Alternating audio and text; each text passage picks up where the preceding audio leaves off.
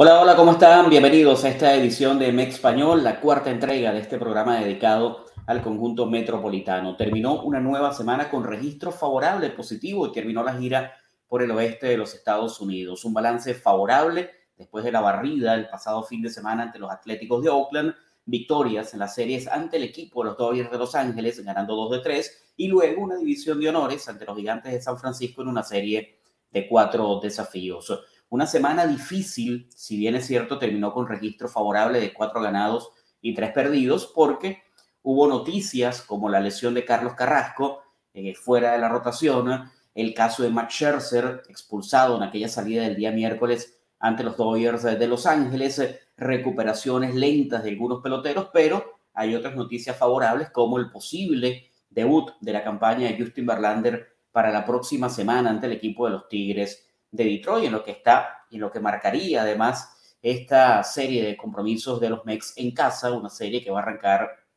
incluso este día martes ante los Nacionales de Washington. Pero si revisamos en números un poco lo que fue la semana, podemos hablar de la ofensiva del equipo. Sí, hubo pasajes interesantes, un promedio colectivo de 273, el equipo anotó 37 carreras, conectando 73 imparables, 11 dobles, sacudieron 8 honrones de la mano de Pete Alonso, que sigue siendo el gran referente del equipo, líder de las mayores. En total, el equipo negoció 15 boletos, bajó un poco la relación en comparación a las semanas anteriores. Se poncharon 54 veces, una sola base robada y un porcentaje de envasado de 338. Eso en cuanto a la ofensiva de los Mex durante la semana anterior. Si nos vamos al picheo, hay que destacar que el bullpen fue clave. La rotación con muchas dificultades. Peterson, más que inconsistente. Tyler Megill tuvo 2 salidas en donde tambaleó, no fue el mismo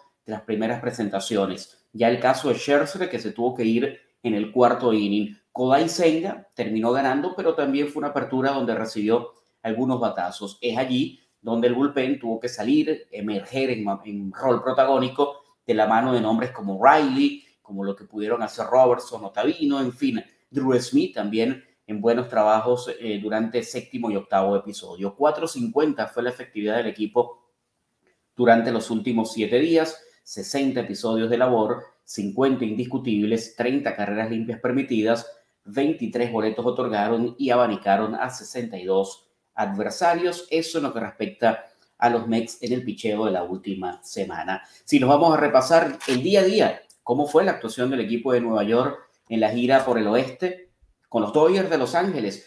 El lunes era un partido difícil. Cuando tú veías frente a frente a David Peterson y Dustin May, parecía que la cuesta iba a ser complicada. Y mucho más cuando los Dodgers picaron adelante en el propio primer episodio. Fue un juego en donde la ofensiva de Nueva York salió adelante, al punto que terminaron vapuleando a Dustin May, fabricándole 5 carreras en 5 y 2 tercios con 8 imparables. Y esto le valió el soporte para un hombre como el de David Peterson, que tampoco lanzó bien, porque hay que decirlo, Peterson ganó su juego, pero gracias al respaldo ofensivo, tiró 6 innings de 7 hits, 6 carreras limpias, 6 ponches para él, pero terminó ganando el desafío. Peterson, que dejaba su balance en una victoria y 2 derrotas. Es allí donde hablamos del bullpen, porque luego Riley, que lanzó una entrada de 2 tercios en blanco, Drew Smith, que sacó un out por la vía del ponche, y Adam Ottavino, que se acreditó el segundo rescate con un inning sin inconvenientes, le permitió a Nueva York ganar. En este duelo, ofensivamente, hubo varias figuras de una ofensiva que conectó 14 indiscutibles.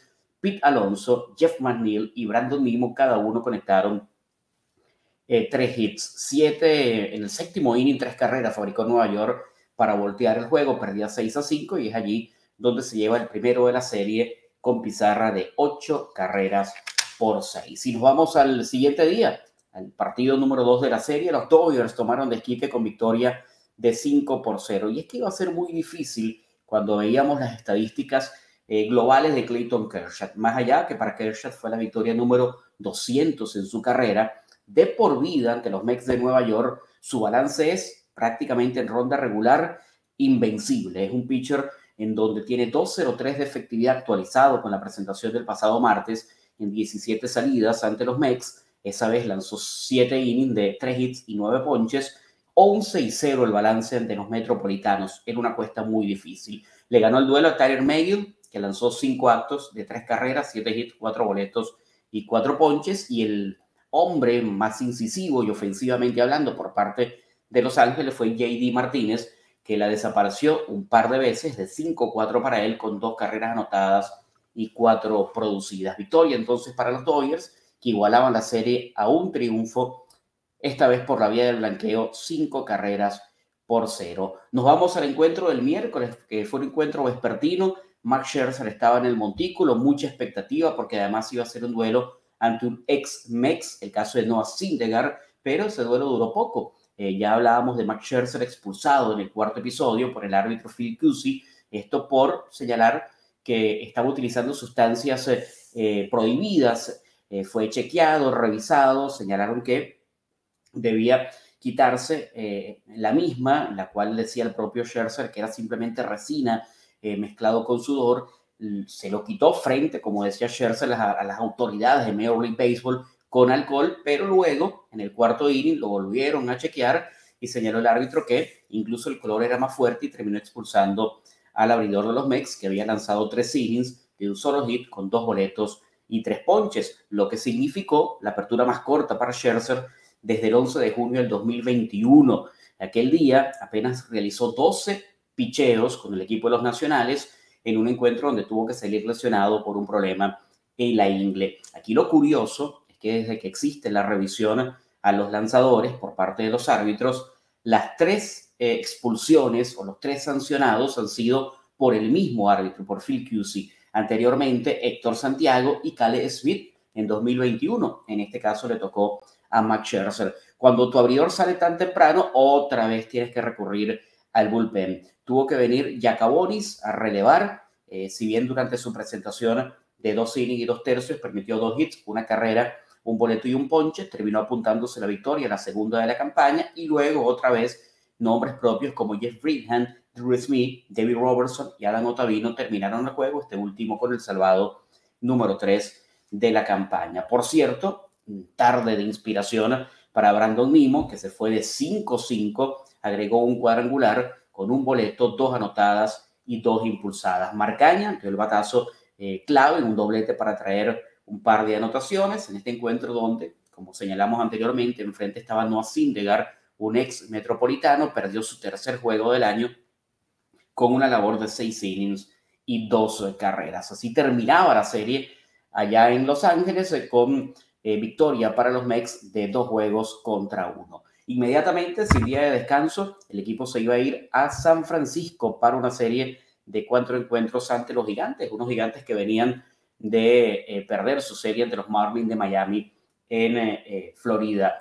El primer juego fue victoria para los Mets de 9-4 y aquí era la apertura de Kodai Senga. Sí, Senga tuvo una salida quizá no la más sobresaliente, ni mucho menos de la campaña, porque terminó lanzando 5 episodios en donde toleró 5 hits, 4 carreras, ponchó a 5 adversarios, le dio 4 boletos, pero ganó su juego. Su balance es de 3-0, 4.29 la efectividad. Aquí lo curioso, o más que curioso, lo estadístico favorable para Kodai Senga es que fue y se convirtió en el segundo pitcher en la historia de la franquicia en comenzar su carrera con 3 victorias sin derrota. Anteriormente, Steven Matz en 2015 llegó a ganar esas 4 primeras presentaciones, es decir, todavía tiene Kodai Senga la oportunidad de igualar esa marca de Steven Matz, pero ya con ese 3-0 ha logrado un registro importante dentro del equipo. Ese día, Sean Manaea fue el pitcher perdedor y en el plano ofensivo por los Metropolitanos, otra vez hay que destacar a Brandon Nimmo, que se fue de 5-3 con una carrera impulsada en un juego en donde Pete Alonso la desapareció, el 9º jonrón de la campaña, en aquel momento era el 9º, de 4-2 para él, con 2 anotadas y 4 impulsadas, y una noticia además favorable, terminó siendo el cuadrangular de Eduardo Escobar, el segundo del año para Eduardo, que después del el llamado de Brett Baty de AAA, que incluso ha sido el titular prácticamente durante casi todos los juegos en la tercera base, ha sido relegado un poco Escobar, pero esto quizá le venga bien para luego producir como se espera dentro del conjunto metropolitano. Así que jonrón de Escobar, otra vez entre Riley, Curtis, Drew Smith y Bridham. Ese bullpen tiró 4 innings de 2 hits, un ponche en la victoria de 9 carreras por 4. Nos vamos al día viernes, en donde había que recurrir a un brazo de AAA. Un hombre con experiencia, como Joe Lucchesi, tras la lesión de Carlos Carrasco, se abría entonces un cupo, uno más en la rotación. Recuerden que el equipo de los Mets no tiene a José Quintana, que prácticamente se perderá todo el año, no tiró una pelota durante la campaña regular, no tiene a Justin Verlander ahora, pierde también a Carlos Carrasco. Scherzer lanzó 4 innings, una semana muy difícil para los Mets, pero llamaron a Lucchesi, un pitcher, repetimos, con experiencia, regresaba a las mayores, estaba lanzando bien en AAA. Él tuvo una operación, una reconstrucción prácticamente del codo en 2021, una operación a la cual fue sometido el 24 de junio, hace poco menos de 2 años, y regresó a Grandes Ligas con una soberbia presentación de 7 innings, solo 4 imparables, 2 boletos y 9 ponches. Condujo lo que terminó siendo ese blanqueo de 7 carreras por 0, ganándole el duelo a Desclafani, que abrió por parte de los Gigantes. Pete Alonso otra vez la desapareció de 5-2 con jonrón y además impulsando otras 4 carreras para el equipo de los Mets. Victoria 7-0, segundo triunfo de la serie, y en esa gira por el oeste el conjunto comenzaba de la mejor manera, ganando 7 de los primeros 8 duelos. Nos vamos entonces al día sábado, en donde San Francisco tomaría desquite para ganar 7 carreras por 4. Allí Logan Webb fue el pitcher victorioso con 7 innings de 2 carreras, un boleto y 8 ponches. Regresaba para Nueva York Starling Marte, que se había ausentado los últimos 2 días por esas molestias que parecieron recurrentes en el cuello para Starling Marte. Y ese día había David Peterson. Y esta vez, al igual que el lunes, tambaleó, pero esta vez no tuvo el soporte ofensivo de sus compañeros.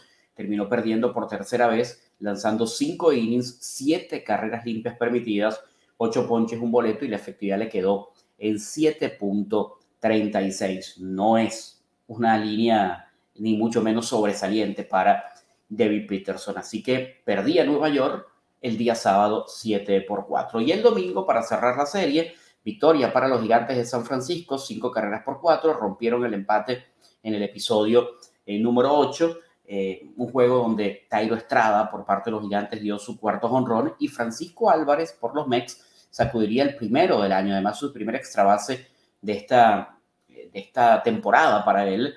Álvarez, jonrón, un duelo en donde terminaría por parte de los Mets perdiendo Drew Smith. Trabajo de relevo, ganó Scott Alexander, y Doval terminó Camilo Doval salvando el segundo desafío. Tyler Megill, ya habíamos hablado que las últimas 2 salidas no han sido parecidas a las primeras. Esta vez fueron 4 innings, 4 carreras, un boleto y un par de ponches. Semana que para él no fue favorable, pero en líneas generales para el equipo sí, con ese balance, repetimos, de 4 victorias, 3 derrotas. El revés del domingo, 5 carreras por 4. Si nos vamos a revisar en este momento, ya después de chequeado cada uno de los juegos, ya habíamos visto cuánto batió el equipo en la semana, cuánto tuvo el picheo, su efectividad, una gira exitosa, ganando 7 de 10 en la carretera. La última vez que los Mets habían tenido una gira por el oeste tan larga y en donde salieron airosos había sido en 1986. Ese año los Mets fueron campeones.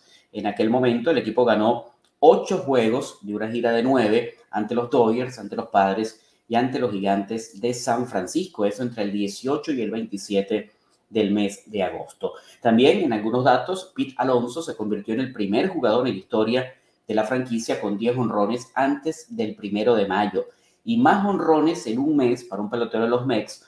Todavía faltan algunos desafíos del mes de abril, pero históricamente los peloteros que más jonrones han dado en cualquier mes calendario de una ronda regular: Gary Carter, que conectó 13 en 1985, eso durante septiembre y los primeros días de octubre, que cuentan como el último mes de campaña, y Dave Kidman, que conectó 13 en julio de 1975. Además, Alonso tiene 22 carreras impulsadas durante el mes de abril, lo que representa una marca que atenta en este momento a lo que hizo Jeff Kent, que tiene la marca de la franquicia, con 26 producidas en abril en 1994. Los Mets han conectado jonrón en 10 de los últimos 11 partidos en ese lapso 16 batazos de circuito completo, números que son atractivos para el conjunto que regresa a casa para los próximos días. Vamos a revisar los más calientes y sin duda el pelotero que tiene los honores y ocupando el primer lugar en ese departamento es Brandon Nimmo.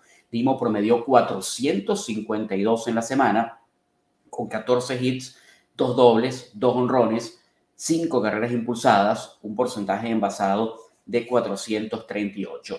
Recuerdo que hace un par de programas habíamos hablado que uno de los peloteros que debía despertar con el madero era Jeff McNeil y ya estaba bateando McNeil durante los últimos 7 duelos, 7 juegos, 4.62 fue su promedio con 12 imparables, 2 dobles, 1 honrón, 6 anotadas, 3 impulsadas y un porcentaje envasado de 533. Y Mark Canha también está bateando 348 en la última semana con 8 hits, 2 dobles, 5 anotadas, 3 impulsadas, además de negociar 3 boletos y un OVP de 409, los más calientes de los Mex durante los últimos 7 días.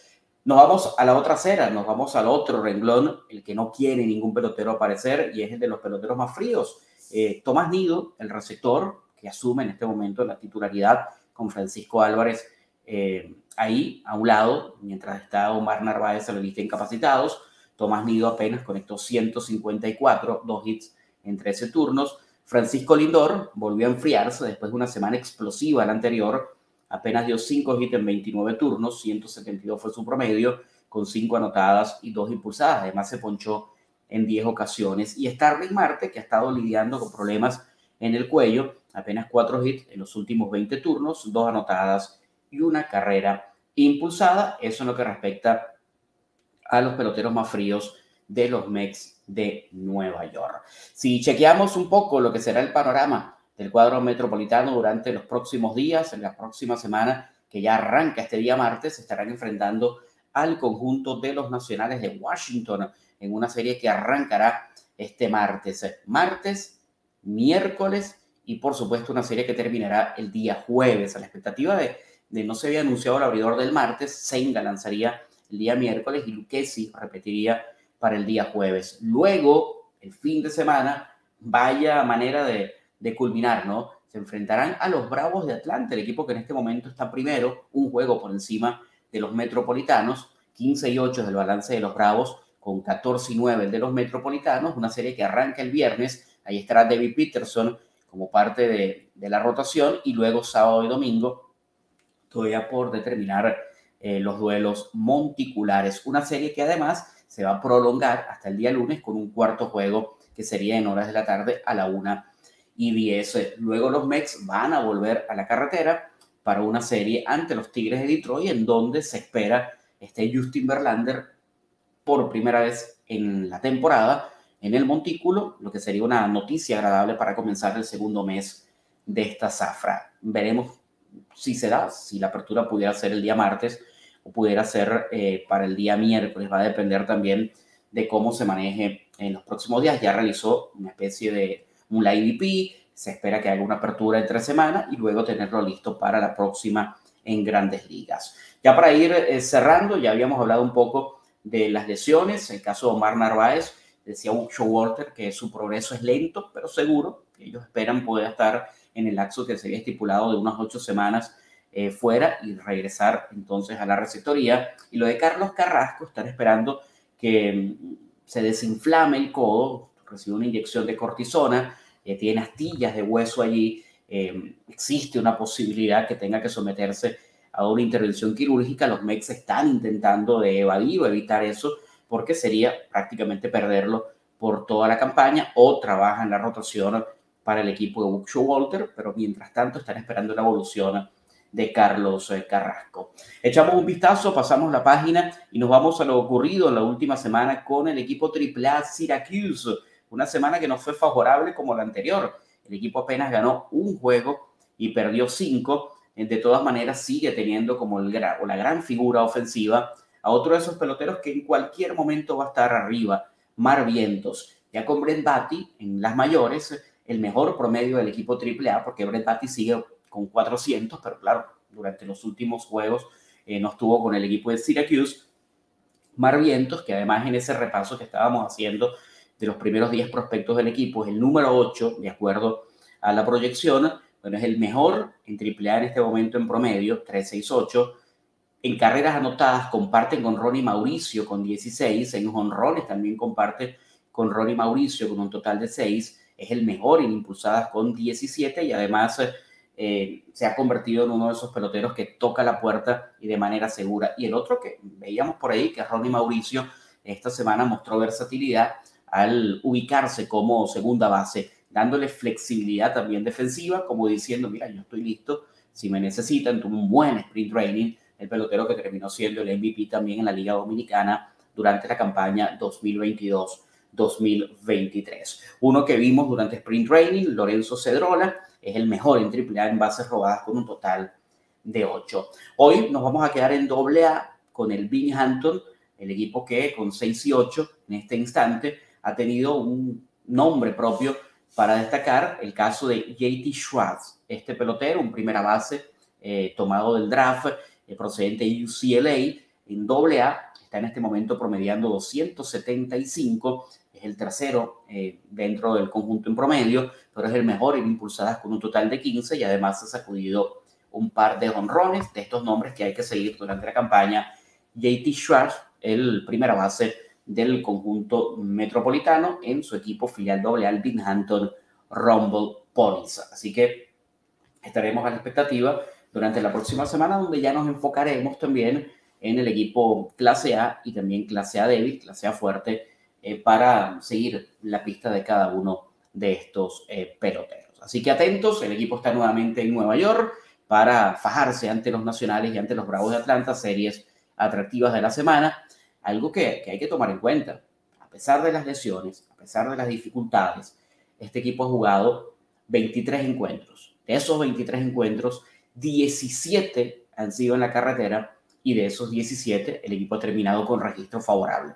Son cosas a tomar en consideración a falta todavía de la explosión de algunos bates y que pueda estar completa la rotación. ¿En qué momento estará completa la rotación? Veremos qué ocurre. Lo que hay que ver que Scherzer tiene una suspensión de 10 días por el incidente del guante, el incidente de la sustancia pegajosa que señaló Phil Cusey, una sanción de 10 días con una multa que era de $10,000 y pasó a $5,000.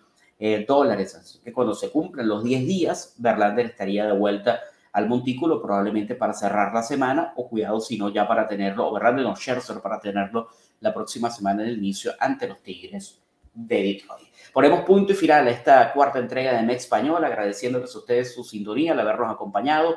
Recuerden, estamos no solamente a través del canal de YouTube de Top Side Sports, sino también nos pueden seguir a través de las distintas plataformas, nuestro podcast en Spotify, en Anchor y en cada una de ellas. Así que, por lo pronto, nos despedimos, nos reencontramos la próxima semana con mucho más, con la actualidad de los Mets de Nueva York, el MEX Español.